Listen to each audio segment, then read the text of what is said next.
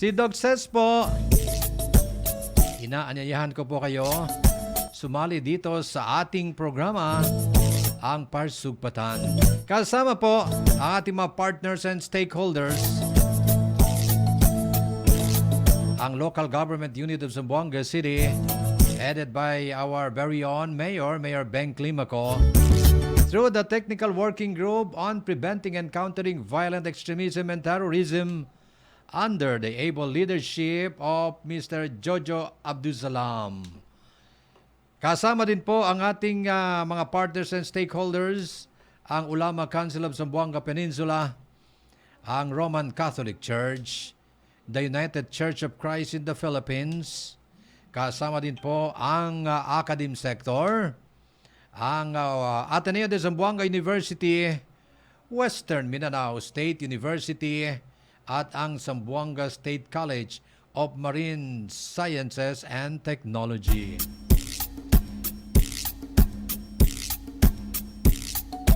Kasama din po ang security sector sa pamamagitan po ng Philippine National Police.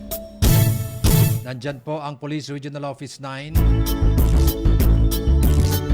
By the way, we condole with the family of Police Major General Ramos, one of those who crashed in the helicopter crash together with PNP Chief Gamboa. Si Brigadier Major General Ramos died this afternoon at 4 o'clock. Kasama din po ang Police Regional Office 9, ang Zamboanga City Police Office, at ang ating peace alarm stations all over the city, kasama ang ating mga peace alarm volunteers. Kasama din po ang Armed Forces of the Philippines. Sa pamamagitan po ng Joint Task Force Zamboanga, Marine Battalion Landing Team 11, 74th Infantry Battalion, at ang Naval Forces Western Mindanao. Welcome, welcome, welcome sa ating Parsugpatan. Ngayong gabi po, we are so lucky, no? Kahit gaano ka-busy ang schedule niya, pero just a text away, just one text, at siguro in the interest of public service, hindi talaga siya marunong maghindi, no? Hindi marunong humindi ang ating guest tonight, at ito rin po ang first episode ng Parsugpatan na kami po ang nag-inaugurate. Unang-unang programa na gumamit nitong bagong studio ng RPN D-XXX Zamboanga. Maganda na po ang aming studio. Okay, so let's welcome Professor Jenny Composa, our gender-based violence counselor ng Gender Responsive Resource and Research Center ng Western Mindanao State University. Partner ng ano bang sabi ni Prof. Rose Eche? Partner ko yan in crime. Okay, so Prof. Jenny, good evening and welcome to Parsugpatan. Yes, good evening po. Assalamualaikum warahmatullahi wabarakatuh. Okay, so bukas po ay International Women's Day. Okay. We make change work for women. Yun po ang tema natin para sa International Women's Day. Pero po, ang the whole month of March ay we celebrate Women's Month. Okay. So, Prof. Jenny, as the GRRC connected with GRRC of WEMSU, ano-ano po ang mga ginagawa natin? Yeah, we have a lots of activities actually in the GRRC. One of our advocacy is actually to follow and to join the International Women's Month celebration. In this week, we have a lots of activity, not only for the student, but as well as also on the different personnel in Western Mindanao State University. Mhm. So, marami po kami mga activities nagawa, no? So we have mga different contests and like for example, we have the spoken poetry. We also have a contest or a quiz bee bowl and a lot of activities more on the the slogan as well as the painting contest as well as the jingle. We have jingle. So, ang mga kabataan po kasi natin ngayon, ang gagaling nilang mag-express. Yes. Yes, especially in the form of technology. So, ang gagaling nila. So, actually, we have representative from the College of Liberal Arts who won in our spoken poetry and the quiz bowl who will join on Monday with the CHED. It's a regional competition. I think it's handled by the CHED. Yes po. Our office also, the Gender Research and Resource Center, are having a lots of activities, not only following the International Women's Month. So isa pong advokasya namin is to conduct different gender sensitivity awareness. And marami po we engage and anong tawag, inculcate some gender and mental health issues. The gender and stress is also one of the topic that we're going to usually shared with the people who needs our services, and of course within the WIMSU family, and the gender mainstreaming, handling cases of the different violence, no, yung mga VAUSI natin. And then, of course, the integration of gender education, gender fair language, as well as adolescent sexuality and prevention of early pregnancies. Also, we also conduct the SOGIs awareness, Yes, no? Yung sexual orientation, gender identity and expression, as well as also the LGBTQAA+. We call them actually now as diverse community. Ayan. So isa po yan sa mga iba't ibang mga activities na ina-advocasya po namin sa Gender Research and Resource Center. We are very happy to say that our center is actually the only center in Zamboanga Peninsula. This is actually headed, of course, by no other than the most active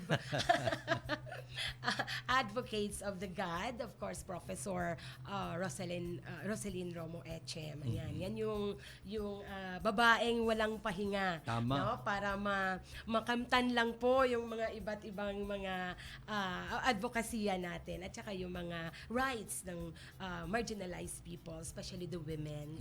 But of course, hindi lamang po sa kababaihan ang aming focus, also all forms of gender po, no? Kinikater po namin yan, regardless of what kind of gender or orientation they have. Yes po. Prof. Jenny, ngayong buwan and bukas ay International Women's Day.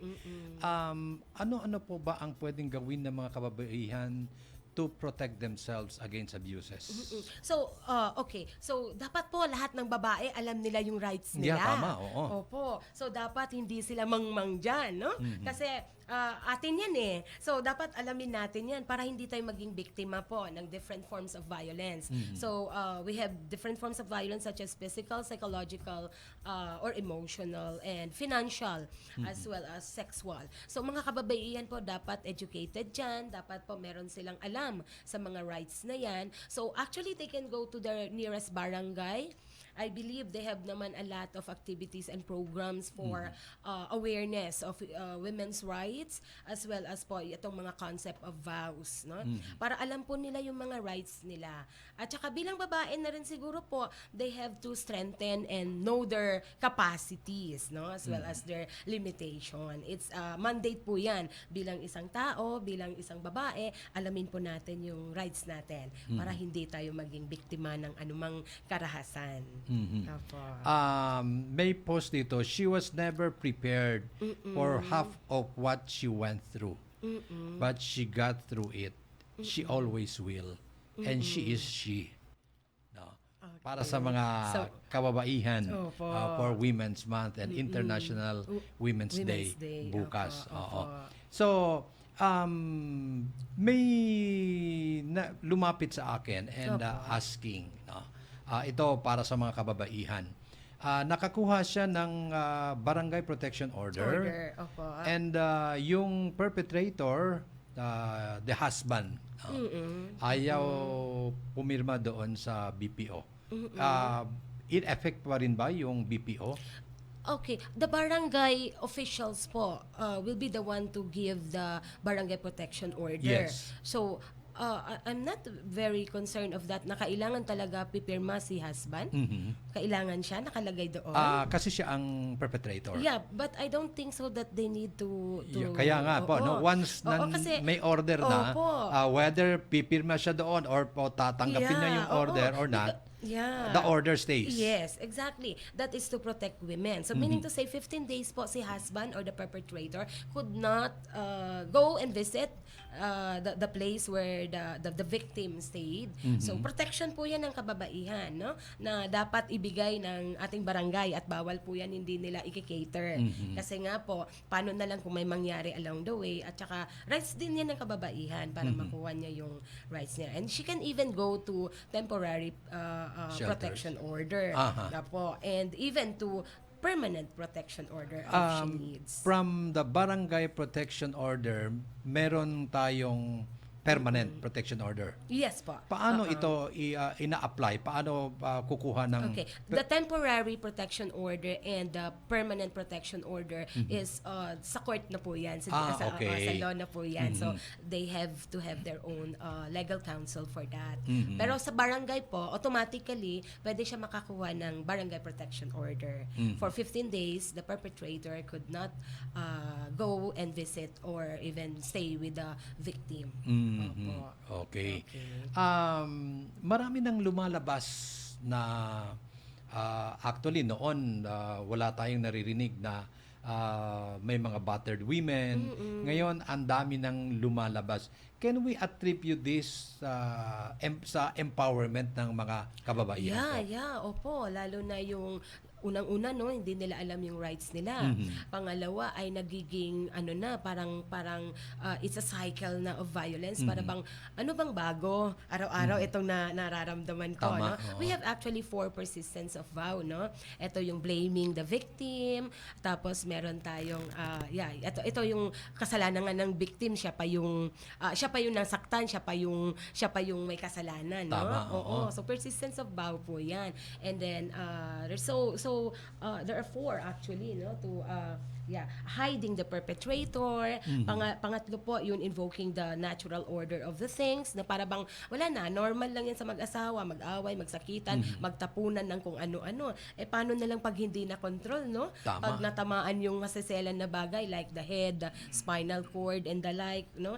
And of course, we also have one of the persistence of vow, etong limit the scope of vow, no? Sometimes na para bang ito lang yung na to parang tanggap na to ito na yung nangyayari para bang nagiging anong tawag nito, accepted na and the like. And even the law parang nagko-contribute na rin na parang kulang tayo sa kaalaman sa law at saka yung the victim also wala ring kaalaman. So yun, nagiging parang sige na lang, it's a part of the experience of being a wife and a husband relationship. Pero mali po 'yun. Pero dahil po hindi natin na-empower yung sarili natin at hindi natin alam yung mga batas na pwedeng makatulong sa atin or maka-safeguard sa atin. So, ayan, bilang babae po dapat alamin po natin. And also they have to know the different services po. Kung kanino ba po talaga silang tatakbo o pwedeng mapuntahan, no? So, I believe all barangays naman, they have their own VAUSI desk, Yes. no? So, pwede silang lumapit doon, humingi ng tulong, humingi ng idea kung anong dapat and the like. So, sa school naman po, in our case, sa GRRC, I'm the gender-based counselor po, gender-based counselor ng WIMSU. So, ako po yung nag-cater ng different cases ng aming estudyante who is a victim of different forms of vows. Sad to say, karamihan po yung mga perpetrator ay sarili nilang pamilya, sarili nilang kamag-anak, lalong-lalo na yung ama, o pwede rin mga kapatid, pinsan, and the like. So, we address this po. Our center is really helping our student in addressing these different forms of violence that they experience. Siguro sa pagbabalik po, Prof, no? Sige po. Kasi maraming mga kababaihan, lalong-lalo ng mga mothers na binubugbog ng mga asawa at nagre-report sa pulis. Pagdating sa pulis, hihingi ng tawad ang asawa at sinasabing dahil lasing lang siya, ay gano'n pinatawad naman ng babae. At kaya nga nagkakaroon tayo ng cycle of violence. No? Siguro pag-usapan natin more of this sa pagbabalik po ng Parsupatan. Huwag po kayong aalis at babalik po kami.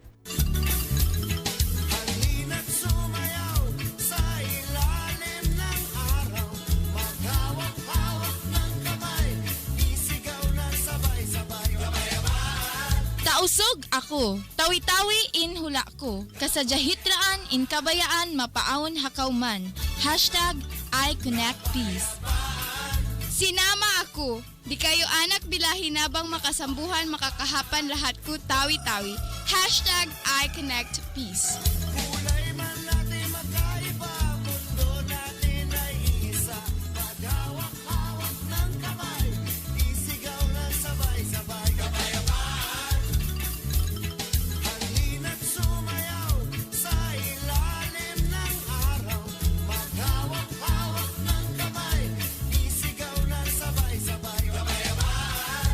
Maguindanao na ako, pagtabang ako, kano kagkapya, ando kang baya-baya, anong magingad, #I connect peace. I am a teacher. I teach peace. I respect diversity of culture and religion in school. #I connect peace.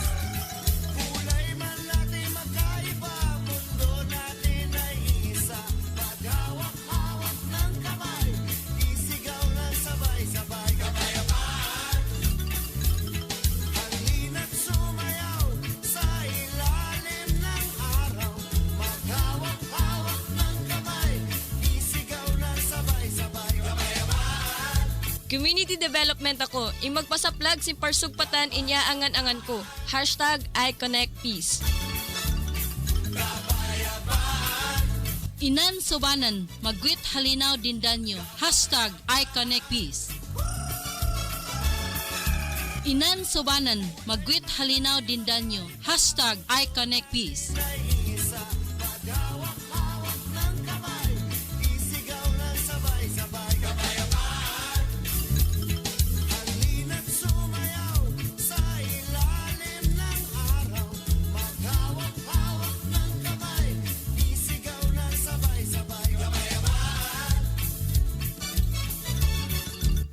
Estudyante ako. I enjoy my youth. I will not destroy my future. #I connect peace. IDPio, biktima de guerra. Deseo de mio el paz. #I connect peace.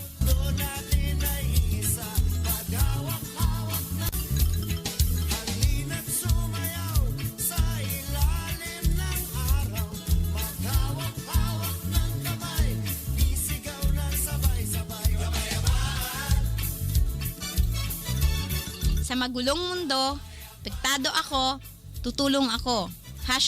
#I connect peace. Medic ako, nagre-rescue ako. I save lives. #I connect peace.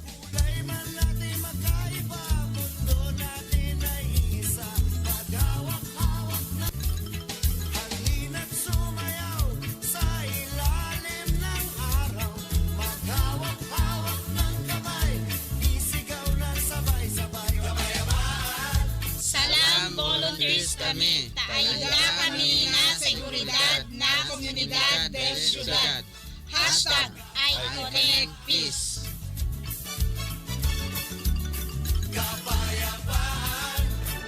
RPN Radio Philippines Network. Radyo Ronda. Triple X Zamboanga. Member, kapisanan ng mga broadcaster ng Pilipinas.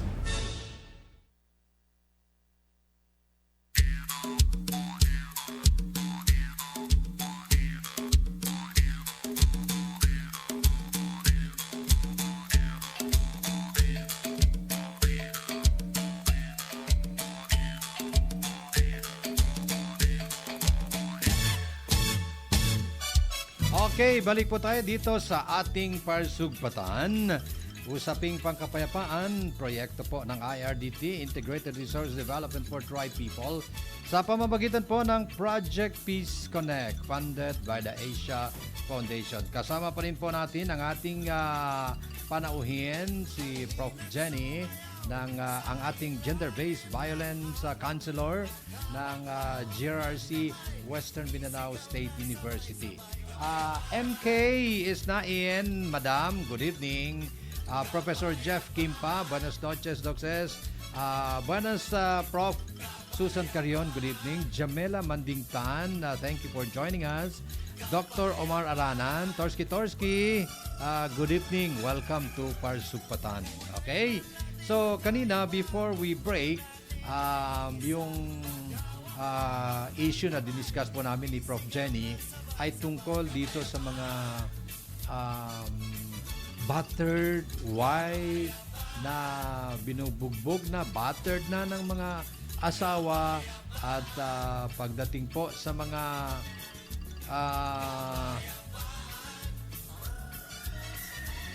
pagdating po sa pulis dahil sa mga anak ay pinapatawad na lang. Prof, anong reaction niyo dito? Yeah, actually po meron tayong tinatawag na battered women syndrome, no? Ito po yung cyclical violence that women might experience, no? So para bang wala na, parang sanay na sila. Pero actually po, ang kapulisan at ang ating mga barangay focal person po sa women's desk, they are not actually to interfere, and even do some anong tawag nito, settlement, no, for that, kasi we have to protect the women, kasi nga nagiging ano na siya, nagiging cyclical na siya, so pabalik-balik, sinasaktan, hingi ng tawad, tatanggapin, balik na naman sa each other's arm nga. Yes, tapos sasaktan na naman, maaari hindi lamang physical, Doc, no, kasama na rin po yung psychological, sexual, at saka po financial, kasama na rin po yan, no? So sa babae po, dahil nga karamihan ng mga kababaihan natin biktima po ng karahasan, ng different forms of violence, dahil maaari masabi natin kulang sila sa kanilang beliefs, self nila, at saka wala silang kakayahan to stand on their own, especially women who are very dependent in terms of financial sa partner, no? So ito po yung karamihan na nangyayari. So they usually accept na parang reconciliation again. Kasi walang susuporta sa mga anak. Opo. At saka Filipino values na ayaw natin magkaroon ng dysfunctional family. So isa po yan ang Filipino values na talagang ini-embrace natin mga Pilipino, na kahit anong mangyari, kahit wala nang makain, kahit si tatay na iba na ang behavior and the like, so para bang binibigyan natin ng reason, nagja-justify tayo ng mga acts nila, at parang nagiging sanay na tayo, kumbaga, sa different forms of violence that we experience. So hindi po rin yun maganda, no? Maaari po kasi makalid ito to something else, like mental state po ng ating biktima, maaari po maapektuhan, at ito rin po isang pwedeng magawa ng ating biktima sa kanilang mga anak, yung tinatawag natin mga projection. These are defense mechanism, no? Projection and displacement, yung nabubuntun natin yung galit natin sa mga bagay o kaya sa mga anak natin, kahit hindi tayo galit sa kanila, pero dahil hindi natin kaya si partner, alert dahil nananakit siya, nagsasabi siya ng negatibo sa atin. So, ibinubuntun po natin sa anak natin. So, ang epekto po dyan ay hindi maganda rin sa mga bata. No, affected po sila in terms of their psychological, in terms of their mental, no, at saka kasama na rin po yun kapag financial, no? Pag Tama. hindi sila nabigyan ng tamang gastos or panggastos rather sa pangangailangan nila. So, apektado yung pag-aaral nila, apektado yung health condition nila and the like. So, in as much as possible po, ang ating mga expert like the police officers who handle the cases, dapat po meron silang magandang background into how to handle cases. No, kung kailangan hindi dapat i-reconcile or maaari mag-post moment muna sila and the like, so and then maybe we can put our victim doon sa temporary shelter temporarily para maprotektahan lang and the like, no. So kailangan po siguro gawin natin yun, no. May mga other mechanism po tayo to assist or to help our victims. Opo. Prof, kasi there are many types of violence, Yes, no? po. Para po sa kaalaman ng ating mga viewers and Opo. listeners, para maintindihan nila kung anong form ng violence ang ine-experience nila ngayon. Can we we have 4 kinds of major violence, no. Although in some literature nasa 13 siya, but then we categorize po ang violence into 4. So we have physical, so anything po na masaktan yung isang tao in form of physical or biological, no. Pwede by kicking, hitting, pulling the hair. Usually po magaling ang mga perpetrator. They don't punch dahil para walang hematoma. So ang ginagawa, pulling the hair or doing something na masaktan yung partner, no? At walang ebidensya. So they Tama. usually push, they usually bang the head and the like. So wala siya masyadong evidences like the hematoma na sinuntok and the like, no. So physical po 'yon. And then we have also financial. Pag hindi po ang isang partner nakabigay ng tamang kailangan ng pamilya to sustain the basic needs, especially the food, the education of the children, and of course the partner. Ayun po, lalo na po marami pong nangyayari ito sa ating mga brothers and sisters sa mga military forces, no? Marami po tayong cases na ganito. Hindi nagpapadala ng sustento o kulang ang sustento. So sa ganun, kung kulang ang sustento, anong pwedeng case i-file ni Mrs.? Vowsy po. Vowsy. Vowsy pa rin yun. Specifically, Particularly, economic abuse. Opo, economic abuse. No? Yung hindi siya nakakabigay ng sustento o ayaw magbigay, dinideny niya na siya ang ama. Okay. Kasi remember po, ang Boys, Vowsy. gentlemen, careful. Opo, ang Vowsy po, hindi lamang po sa mag-asawa, pwede yung any relationship, intimate relationship, girlfriend-boyfriend relationship, and even the lesbian and women. So, sakop po yan ng Vowsy rin. Na? So, any relationship, intimate relationship that they have. And then meron po rin tayong, of course, yung sexual violence, no? Ito yung worst sexual violence, no? So anything, kahit po mag-asawa o mag-partner, pag against po sa isang partner, lalo na sa babae, dahil maaari hindi siya komportable or may mga iniindang siyang sakit. Like for example, she just had her let's say, menstrual period o kaya bagong panganak, Yes. no? Ganun na condition, no? And then fino-force siya ni mister o ni partner to do some sexual act na hindi pa dapat or by using some object and the like. So, pwede po yun, a sexual violence po yun.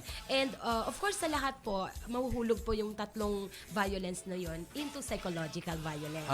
So, pag physical po, syempre, apektado ka na rin sa emotional mo or psychological mo, financial as well, and more so sa sexual. So, anything that people or individual is not comfortable with, no, bothered siya, that this can develop into worry or anxiety and can even lead to depression. So, pwede po yun mag-lead to psychological Lagi ko violence. kasing sinasabi, Prof, no? Once ang isang partner, lalong-lalo na ang lalaki, Opo. kasi karamihan naman ng mga perpetrators sa Vowsy ay nasa loob ng bahay. Opo. Either the husband, the kuya, the tito, the lolo. Opo. No? Lagi ko pong sinasabi, once na gumamit na ng puwersa, no? Ang isang lalaki sa partner niya. Opo. Ito po ay uulit At not within the week, Opo. not within the month, not within the year, but definitely ito po ay mangyayari ulit. No? At kung mangyayari ulit, dito na po ang cycle of violence. Yes, No? Kaya nga po, tinanong ko kanina si Prof. Jenny, anong mangyayari? Kasi kung sa pulis, dahil nga wala nang susuporta sa mga anak, patawarin na lang kahit binugbog na ng sobra at inabuso na ng sobra at ang ending po ay hindi natutuloy ang kaso. Exactly. So, kaya yung mga perpetrators scot-free. Exactly, Oo. Kaya, once mangyari yan, uulit-ulitin yan sa buong marital relationship ninyo. Tama po. So, maging kasanayan na, no? Opo. Naging kasanayan. Oo. At saka meron dyan na, wag na nating i-report, nakakahiya, problemang pamilya ito. Opo. Yan na yung mga scandalous no? At ayaw natin. It's also one of the Filipino values. Yeah. Kaya maraming walang cases o hindi nagpa-prosper ang cases dahil kinahihiya po o ayaw pag-usapan ng komunidad. Tama. Oo, yung mga nakakaalam sa kanila, lalo na yung mga prestige people. Tama, Oo, kasi para bang, nakakaya to, isa akong lawyer, isa akong doktor, isa akong somebody in the community and the like, di ba? Sorry to say this, but I know of so many people who belong to the upper class. No? Mga educated, mga deans, mga ganon. Hindi man lang no? Because siguro, yun na nga, dahil sa mga, siguro sa mga reasons na, that only reasons can explain. Opo.